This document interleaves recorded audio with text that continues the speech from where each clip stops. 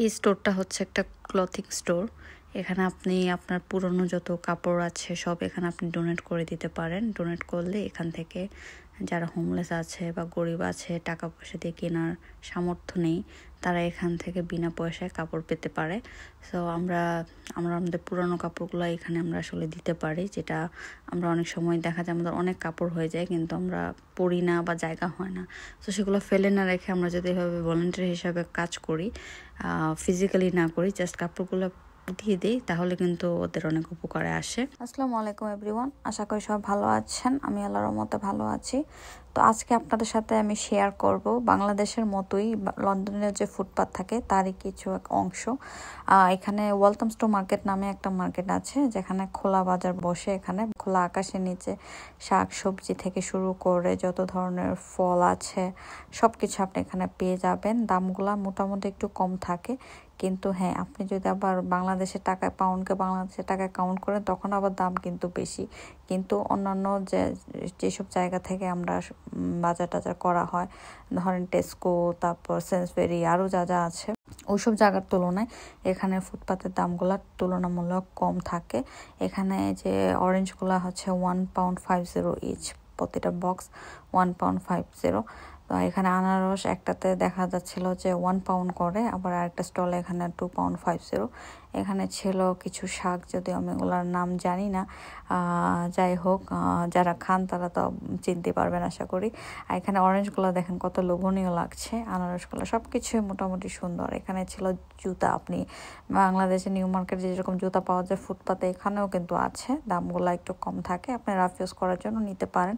আমি যদিও এখান থেকে কিনিনি, তাই আমি আসলে কোয়ালিটি সম্পর্কে জানি না, তবে খারাপ কি, কম দামে যদি আপনি কিছু পেয়ে যান তাহলে তো খারাপ কিছু না। সো আমরা যারা সঞ্চয় করে চলতে ভালোবাসি তারা আমরা এখান থেকে শপিং করতেই পারি। আর এখানে যে শুধু আমরা আমাদের মতো এশিয়ানরা শপিং করি এরকম কিন্তু না, এখানে অনেক ফরেনাররাও, যারা আমরা বিদেশি বলে যাদেরকে চিনে থাকি, তারাও কিন্তু এখানে থেকে শপিং করে।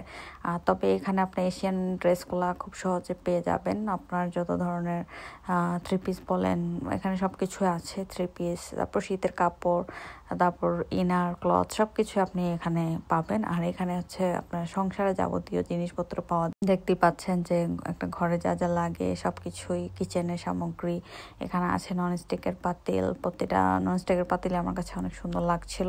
এটার দাম ছিল মেবি £22। এই ননস্টিকের ফ্রাই প্যান। আর এখানে ছিল স্ট্রবেরি, গাজর থেকে শুরু করে আরও কি আপনার কি লাগবে বলেন, সবই আছে এখানে। আর এখানে কিছু অফার ছিল যে আপনি যদি দুইটা কিনেন, দুইটার প্রাইস থাকবে একটা মানে £1 কম থাকে। যাই হোক, এরকম অফারে প্রায় এখানে কিনতে পাওয়া যায় অনেক কিছু।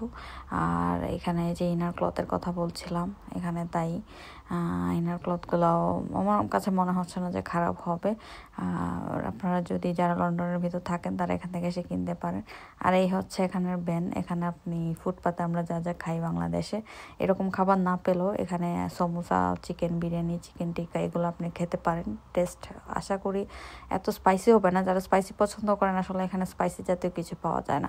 আর এই যে দেখেন এখানে গজ কাপড় পাওয়া যাচ্ছে। কি বলেন, গজ কাপড় কি শুধু বাংলাদেশের মানুষই পরেন না, লন্ডনের মানুষজন গজ কাপড় পরে।